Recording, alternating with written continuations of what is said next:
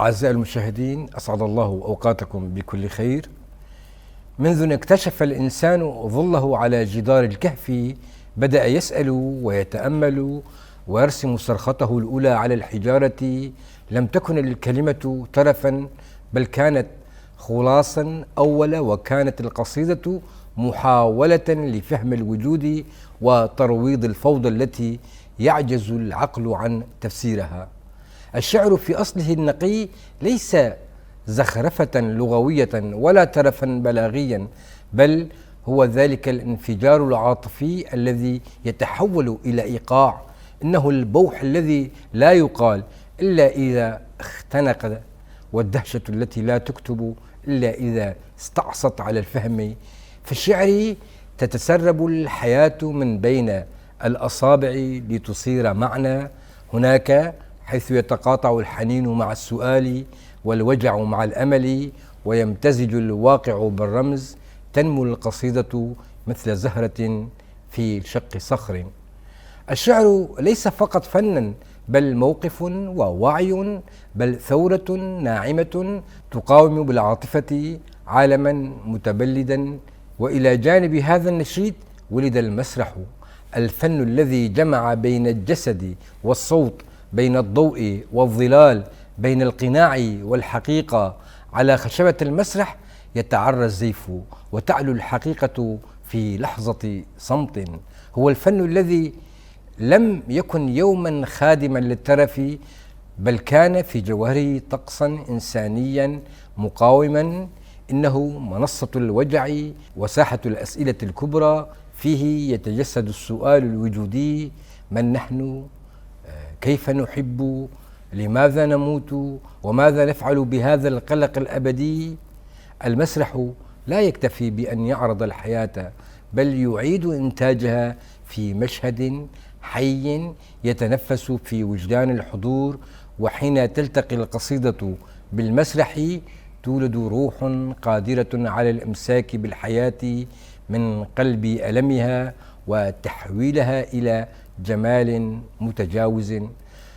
هناك عند نقطة الالتقاء بين الصوت المجازي للكلمة والصوت المجسد للمشهد ولدت روح عبد الباري أحمي، هذا الشاعر والمسرحي الذي لم يبحث عن المجد بل عن المعنى. عبد الباري ليس مجرد كاتب أو فنان، بل هو ابن معاناة، حفيد منفى، أخ للغربة، وصديق لكل من أراد أن ينصت للألم لا أن يهرب منه. لغته ليست طيعة دوما، لأنها تشبه الحياة، متمردة وعميقة ومركبة. قصائده ليست للقراءة العابرة، بل للتأمل ولتفكيك الرموز وللسير في دهاليز الذات. وحين نقرأه لا نقرأ سيرة فرد، بل ذاكرة جماعية لشعب، ورحلة ثقافية لمدينة، ومقاومة مكتوبة بالحبر بدل السلاح. لم يختر الشعر، بل اختاره الشعر. لم يعتل المسرح حبا بالأضواء، بل لأنه أدرك أن الوقوف عليه هو وقوف في وجه الصمت والخذلان. قبل أن ندخل إلى صلب الحلقة والحديث عن حياته، نرغب أن نستمع من الشاعر عبد الباري بقراءة قصيدة وعنوانها لا تعاتبي ظلي المتماوج. لا تعاتبي ظلي المتماوج، فأنا من يجرب لك الفوانيس في الشفق الكسول. وحين بكيت كالغجريات العاشقات تقتفين عواء وجع الرحيل، حاصرني خاتم سبابة من الشغف، وحمل الهدهد آخر قصيدة. سأحرق سبابتي إن تطاولت على تربة ظلك، وأدفن قامتي في محاريب الشكوى. لن أمزق مأزر نهديك الصغيرين ثانية، لقد خاب ظني بكهنة الحب، لقد خاب ظني بكهنة الحب.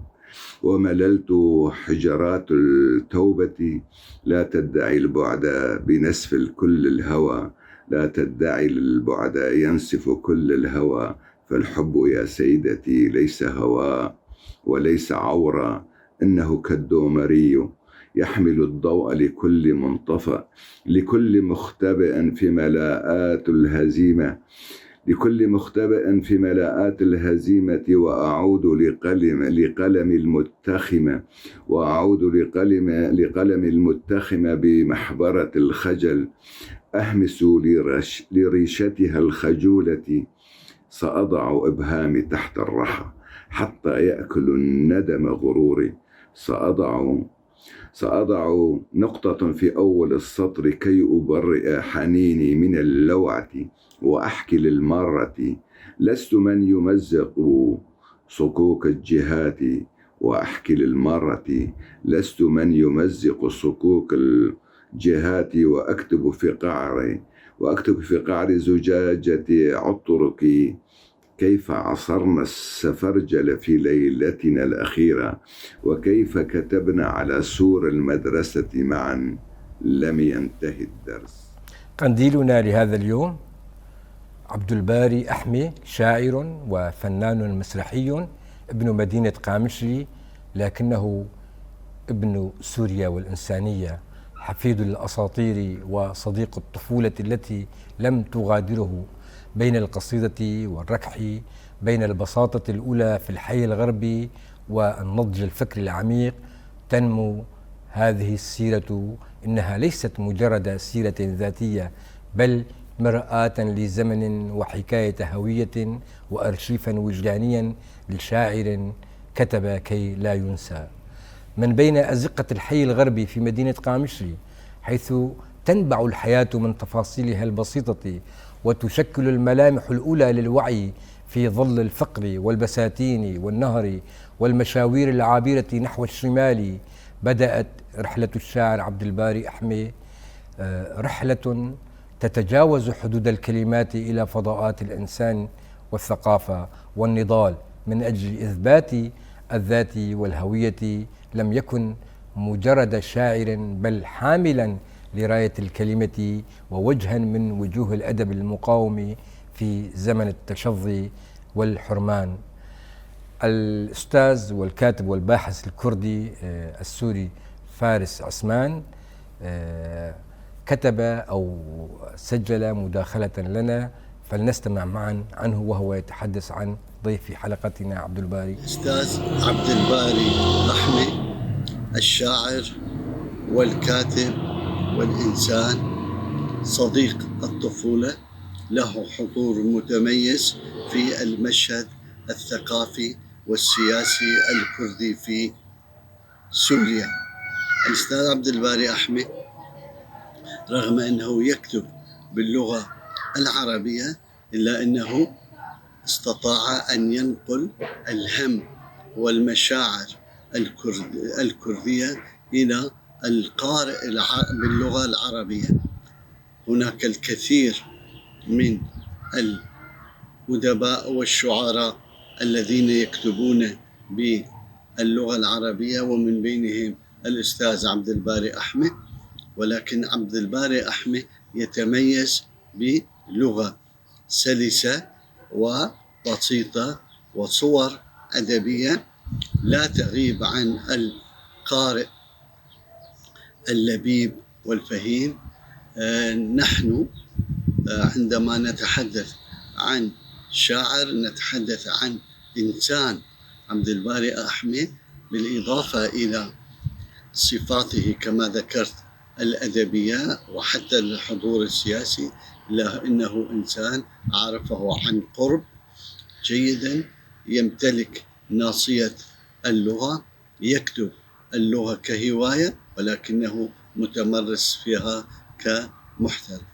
أتمنى له كل التوفيق في كتاباته وإبداعاته، ونحن بانتظار الجديد. قرأت له ديوانه الأخير ممو ملاك الأزمنة، وكان لي شرف الكتابة عن هذا النص الشعري، واستطعت أن أتعرف إليه عن قرب. هو إنسان، وأتمنى له التوفيق في مهامه، وشكرا لكم. ولد عبد الباري فخر الدين أحمي عام 1958 في الحي الغربي من مدينة القامشلي، ذلك الحي الذي وصف بأنه كان جميلا بأوحاله وأزقته ونهره وبساتينه بكل تفاصيله التي لا تغادر الذاكرة. لم تكن الطفولة سهلة من حيث الإمكانيات، لكنها كانت غنية من حيث الروح والانتماء. قضى طفولته بين الحقول والمياه، وبدأت ملامح التكوين الإنساني تظهر من خلال حبه للطبيعة ورفضه المبكر لصيد العصافير. انطلقت خطواته الأولى نحو التعليم في قرية الهلالية أو حارة الهلالية كما نسميها في القامشلي، حيث التحق بمدرسة صقر قريش الابتدائية، وهناك أمضى 6 أعوام محاطا بأطفال من الحي الغربي والهلالية، كون معهم صداقات لا تزال راسخة حتى هذه اللحظة. في سن مبكرة تشكلت بذور الوعي الطبقي والاجتماعي عند عبد الباري بتأثير من أساتذته، حيث أشار أحدهم إلى أن الفقر سببه الفروقات الطبقية، فيما علمه آخر أهمية التهذيب والمظهر الأنيق. في هذه السنوات قرأ أول كتاب في حياته، نسخة مبسطة من كتاب دون كيخوتا التي سيعيد قراءتها بعد أكثر من 50 عام بنسختها الكاملة. نبقى أيضا مع قصيدة أخرى من قصائد الشاعر عبد الباري بعنوان حوار بلا ترقيم، فلنستمع معا إليه. حوار بلا ترقيم.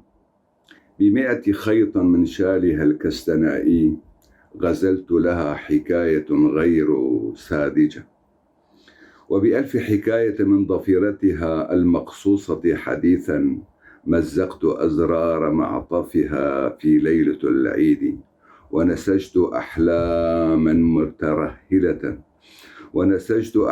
مترهلة تنام على حواف مرآتها. وحده مج بالقمصان يحصي حزن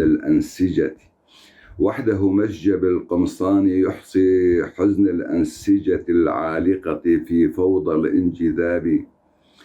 لا أكتب شيئا حين ينساب من جهات الخطيئة نظام عالمي جديد، حينها تخبئ خلف ستائر النافذة عناقنا الأول، وتحرق كل اللعنات على مذبح تفاحة حواء، تفاحة محظورة من التمتمات، محظورة من بوح لاءاتها، وتخاف من موائها في غرف التهجد، ومن ريش وسادتها المحشوة بالقبلات تغازل طيفي، ومن ريش وسادتها المحشوة بالقبلات تغازل طيفي.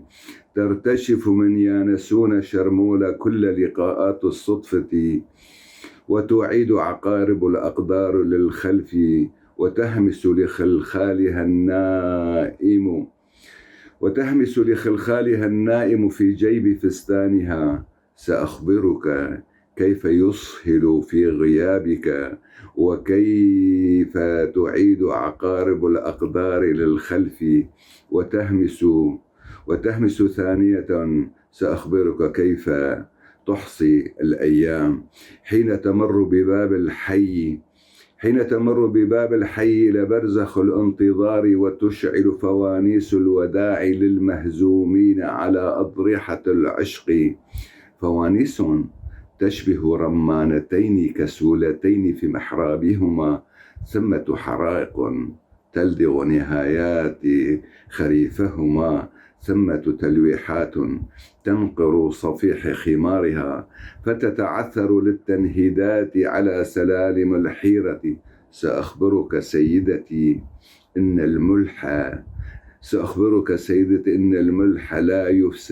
لا يفسد، فالرجل الملح يسكب عطر محبرته على عتبات الليل ريثما تمتطين قداسة الصباح وتمضين مع القافلة تبحثين عن رجل الثلج، عفوا عن رجل الملح. في مرحلة الإعدادية بمدرسة عربستان بدأ التحول الثقافي العميق في شخصيته. اكتشف تنوع المجتمع عبر أصدقائه من مختلف الطوائف، وشكل فريق كرة قدم يجمعهم، ولكن الأهم كان اكتشافه للمكتبة.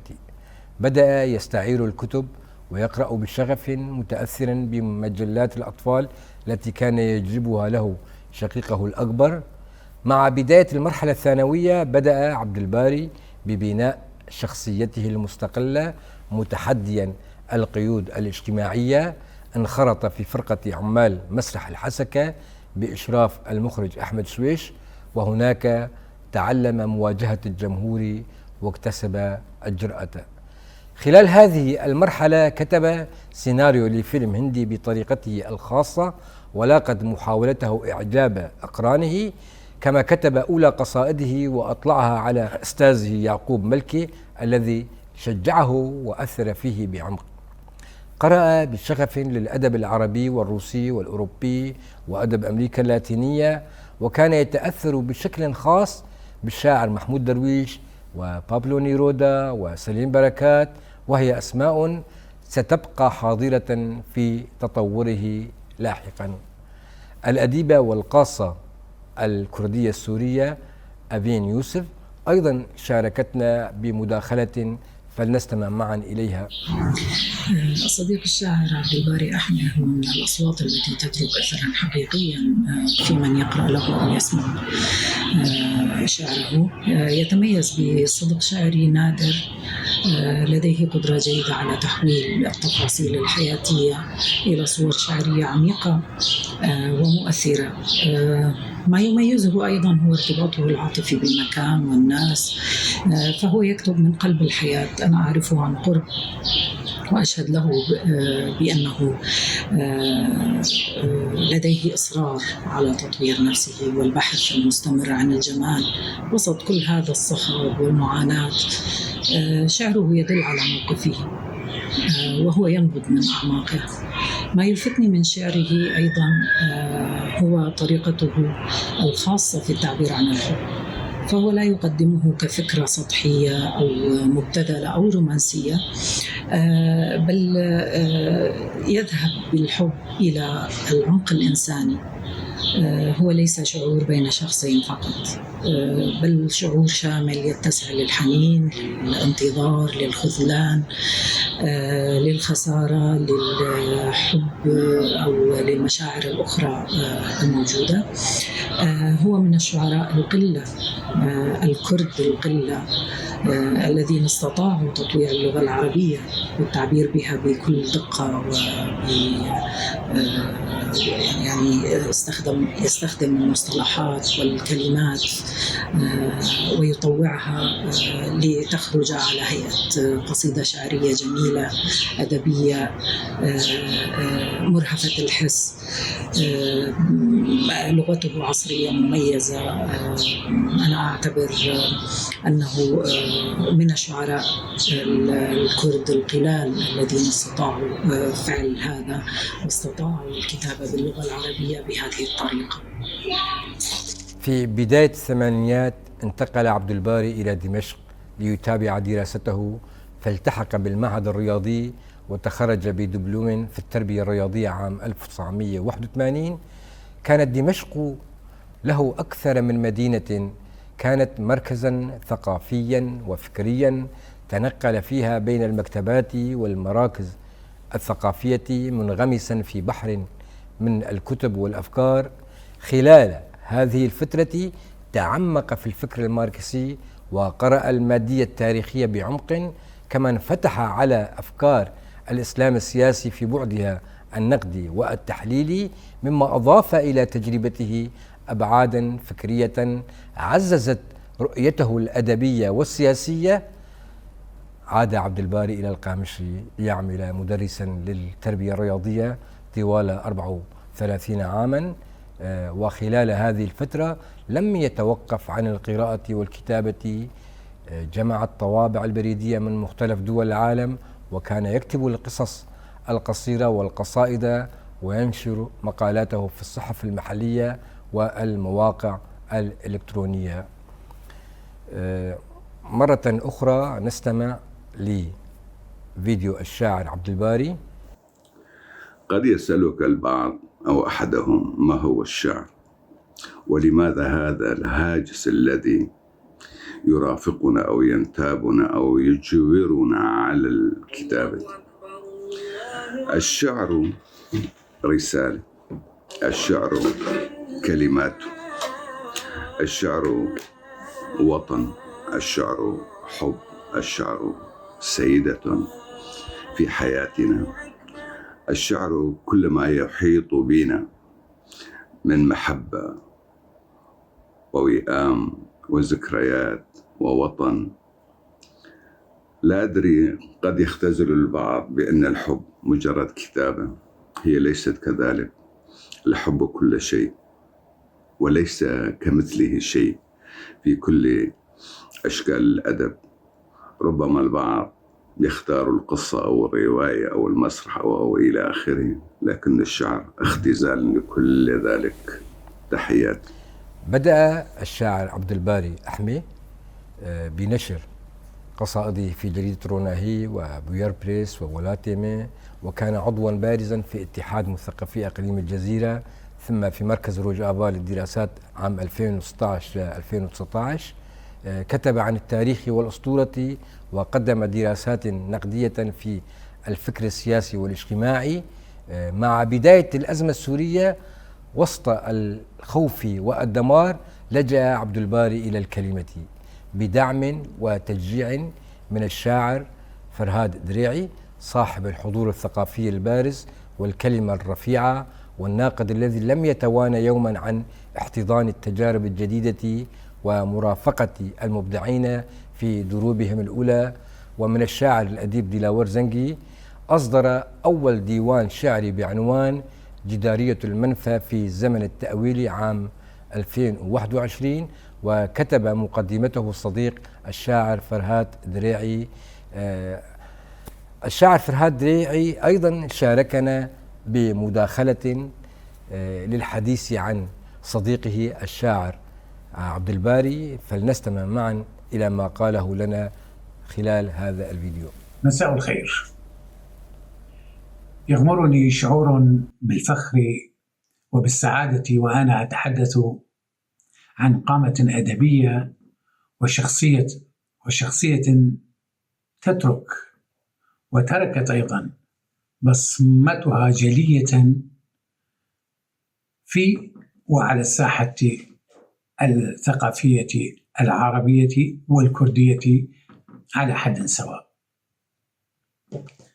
أتكلم عن صديقي الأستاذ عبد الباري أحمد، فهو ليس مجرد اسم عابر في سماء الأدب، بل هو صوت أصيل وروح مبدعة مؤثرة في المشهد الثقافي من خلال إصداراته ال4 خلال ال5 سنوات المنصرمة.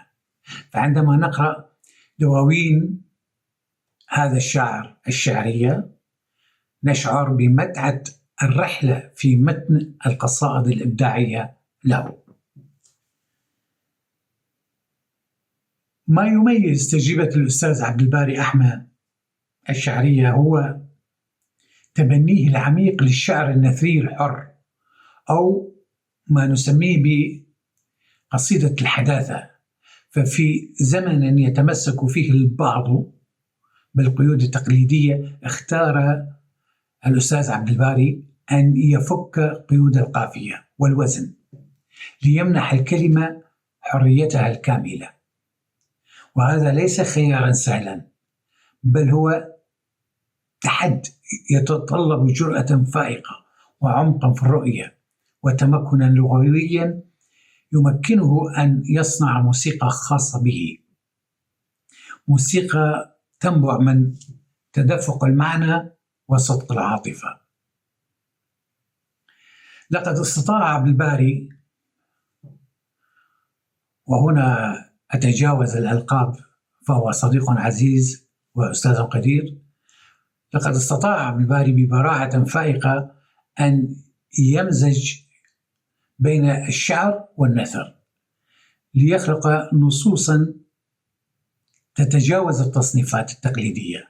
قصائده ليست مجرد كلمات متراصة، بل هي لوحات فنية ومشاهد حية حتى وتأملات فلسفية أيضا تحلق بنا بعيدا عن أرض الواقع أحيانا. وبين هلالين يعتبر هذا من سمات القصيدة الناجحة، وتغوص بنا في أعماق الروح البشرية، إذ يرى الشعر في تفاصيل الحياة اليومية، في همسات العشق، وفي حفيف الشجر، وفي نظرة عابر سبيل، وفي صمت الفراغ، وفي ضجيج المدينة. ومن هذه التفاصيل يصنع تحفا أدبية تلامس الوجدان. إنه دور ريادي في تحريك العجلة الثقافية، ولكن دور الأستاذ عبد الباري لا يقتصر على كونه شاعرا مبدعا وحسب، بل يتعداه ليكون محركا أساسيا للعجلة الثقافية. فتبنيه للشعر النثري الحر ليس مجرد اختيار فني شخصي، بل هو دعوة للتجديد وكسر للجمود وفتح آفاق جديدة أمام الأقلام الشابة. لقد أثرت تجربته في العديد من الكتاب الشباب وشجعتهم على التجريب والبحث عن صوتهم الخاص وعدم الخوف من تجاوز المألوف. هو يمثل نموذجا للشاعر الذي يؤمن بأن الأدب يجب أن يكون مرآة الحياة المعاصرة وأن يواكب التغيير. كتاباته تدفعنا للتفكير، للتساؤل، لإعادة النظر في مفاهيمنا. إنها تحفز الحوار الثقافي وتشجع على النقد البناء، وتفتح الباب أمام نقاشات ثرية حول ماهية الشعر ومستقبل الأدب.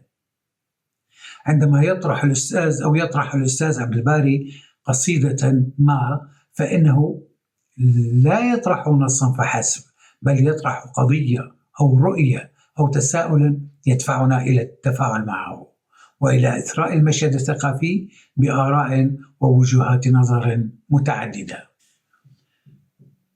ختاما، أدعو جميع من يسمعني، جميع من يشاهدني، إلى قراءة أعمال الأستاذ الأديب عبد الباري أحمد، ليس فقط لجمالياتها الفنية، بل لما تحمله من عمق فكري وإنساني. فهو شاعر يكتب بالصدق، بقلب نابض وبروح شفافة، ويقدم لنا فنا حقيقيا ينير دروب الثقافة. شكرا لكل المشاهدين، شكرا للصديق الأستاذ الشاعر الصديق طبعا مروان شيخي، معد ومقدم برنامج قناديل، هذه القناديل التي ستبقى تضيء ما دامت المعمورة. والشكر أيضا للأستاذ الصديق عبد الباري أحمد على كل ما يقدمه من إبداع، وأتمنى له دوام التوفيق والنجاح في مسيرته الأدبية. أما بالنسبة لإصدارات الشاعر عبد الباري أحمد، أذكر منها وذكرت قبل لحظات جدارية المنفى في زمن التأويل عام 2021، كش ملك عام 2022، وهو عبارة عن ديوان شعري رمزي يتناول علاقة السلطة بالخلود والموت. ديوان أعراس لضفائر جينا عام 2023، عبارة عن ديوان مهدى للفتاة الكردية جينا أميني، حاز المرتبة الثانية في مهرجان عثمان صبري. ديوان ممو ملاك الأزمنة عام 2024، عبارة عن دراسة نقدية عن شخصية بكو في التراث الكردي في محاولة لإعادة الاعتبار له. يعمل الشاعر عبد الباري حاليا على مؤلفه الخامس بعنوان اتجاهات الفكر السياسي وأزمة الوعي القومي الكردي. لم ينسى الشاعر عبد الباري يوما المسرحة الذي ظل حاضرا في حياته، فأسس مع رفاقه فرقة كوما شانو وقدموا عروضا هادفة ومهمة. ساهمت الفرقة في إدراج مدينة قامشلي ضمن خريطة المسرح العالمي، وتمكنت من جعل اللغة الكردية حاضرة عالميا في اليوم العالمي للمسرح. يؤمن أن المسرح يهذب النفس ويمنح الإنسان شجاعة المواجهة، وأن على المثقف ألا يغيب عن الحراك السياسي والثقافي، خصوصا في مرحلة ثورة روجافا. الشاعر والصديق الكردي السوري محمود مراد أيضا شاركنا في مداخلة للحديث عن الشاعر عبد الباري، فلنستمع معا إليه. عبد الباري أحمي كشخص روحه ناعمة سلسة، له رؤية تحفر في العمق. عبد الباري أبو جوان هادئ مستمع صامت في لحظات القوة. روحه تطلق رسائل بشكل دائم فيها شوق لهوية الإنسان، غير مغلفة بهويات وانتماءات معينة، بالعادة تكون مسورة بأفكار ورؤى. كتاباته فيها دهشة ومغامرة، تنتج أسئلة تثور على النمطية وعلى كل ما هو سائد. عبد الباري لا يقف عند حدود ثقافة ما، يخترق أسوار الأفكار باطلاعه الواسع. نصوصه تمتلك مفاتيح التمرد وكسر التابوهات، أغلبها أنا أقول عارية من أي نمطية ومنظومة معينة، غير مغلفة بعقل جمعي، تحفر في عمق مكونات الإنسان. أبوحه متماسك بحس عالي ومسؤولية عالية. لغته ناعمة تفيض بالحب، يكتب بخط جريء وبجرأة. يحلم دائما، عنده الحلم دائما موجود ومتجدد، لا يحاول التذكر للعيش في الماضي، فهو حر بشكل دائم. يكتب بلغة الأزهار والعصافير والحب والبؤس الداخلي في ذات الإنسان. ينازع من أجل المرأة وبناء كل جميل. حقيقة تستيقظ مشاعري وأحاسيسي معه كونه متجدد، يعطي مشاعري وأحاسيسي رونق ورقي وعلو. أتمنى له التوفيق، فهو مبدع بامتياز. العزيز أبو جوان. يرى الشاعر عبد الباري أن الكتابة ليست ترفا كما ذكرت في بداية الحلقة، بل ضرورة وجودية، وأن القصيدة يجب أن تحتوي على عنصر غير مألوف ليبقى القارئ مشدودا. يؤمن أن الغموض الجزئي مطلوب في النص شريطة ألا يتحول إلى طلاسم. يكتب القصيدة الحديثة ويتبع أحيانا تقنية الهايكو، ويقول إن القصيدة تحتاج أحيانا أسبوعا لتولد بشكلها المتكامل، وأن التجريب ضروري في اللغة والتركيب. يرفض فكرة أن الكتابة للكرد يجب أن تكون بلغة غيرهم فقط، ويعتبر أن حريته ككاتب تبدأ من الكتابة بلغته الأم التي حرم منها طويلا. الشاعر والمسرحي عبد الباري أحمي هو تجسيد لشاعر لم يحد عن بوصلته رغم تقلبات الحياة. مزج بين جذوره الكردية وهموم الإنسان العالمي. كتب عن الطفولة والفكر والحرية والمنفى والموت. صاغ مفاهيمه من الحياة اليومية، من المسرح، من النهر، من الألم والقراءة. هو ذلك الرجل الذي يعشق الحياة بكل تفاصيلها، من أسرته وأولاده السبعة إلى زوجته وكتبه ومقالاته، حتى آخر سطر يكتبه عن وطنه سوريا التي يراها بوابة الإنسان نحو المعرفة والمحبة والعالم. الكلمة كانت ملاذه، والمسرح رسالته، والقصيدة طريقه الطويل نحو الضوء. قبل أن نختم الحلقة نبقى مرة أخرى مع هذه القصيدة للشاعر عبد الباري بصوته، فلنستمع معا إليه مرة أخيرة. الكتابة مكر كالحب، كأنها مجاز تذلل المسافات بين أناملي، وتنسج من خلايا راحتي رقصة ناسك يملأ سرته بأزرار سرقتها أنامل مشاغبة. الكتابة مكر يا سيدتي، والكتابة بوابة للانتحار على مشارف وجنتيك، والحب حلم يبحر بطفولة هديك للزمن المتبقي، يعبث فينا كيف يشاء ومتى يشاء وحين يشاء، ينتقم من لهفتنا بصفعة مزدوجة، وتتنهد كظلين الكسلين. ممل هذا الحب، ممل هذا الحب في صحوته، يبوح للعتبات بنبض الوداع الآتي. نشيعه لفهرس النسيان ولا يرحل، نشيعه لفهرس النسيان ولا يرحل، يعود معتذرا يعود منتصرا. الكتابة عشق يا سيدتي، والحب قدر من ملكوت السماء، يهب لمن يشاء عناقيد نهودا مستديرة، ويقيم صلاته لمن يشتكي ضعفه لله.